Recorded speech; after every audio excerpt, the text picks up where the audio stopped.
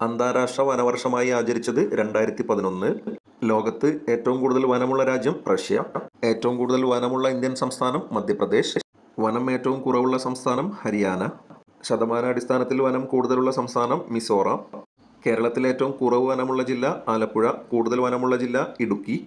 ശതമാനാടിസ്ഥാനത്തിൽ വനം കൂടുതലുള്ള ജില്ല വയനാട്. കേരളത്തിലെ ഏറ്റവും കൂടുതൽ റിസർവ് വനമുള്ള ജില്ല പത്തനംതിട്ട. കേരളത്തിലെ ഏറ്റവും കൂടുതൽ കണ്ടൽ വനങ്ങളുള്ള ജില്ല കണ്ണൂർ. ഇന്ത്യയിൽ ഏറ്റവും കൂടുതൽ കണ്ടൽ വനങ്ങളുള്ള സംസ്ഥാനം പശ്ചിമ ബംഗാൾ. കേരളത്തിലെ ഏക കന്യാവനം സൈലന്റ് വാലി. ലോക വനദിനം മാർച്ച് 21. അന്താരാഷ്ട്ര വവ്വാൽ വർഷം 2011. അന്താരാഷ്ട്ര രസതന്ത്ര വർഷം 2011. അന്താരാഷ്ട്ര ഒട്ടക വർഷമായി ആചരിച്ച വർഷം ഏത്? 2024.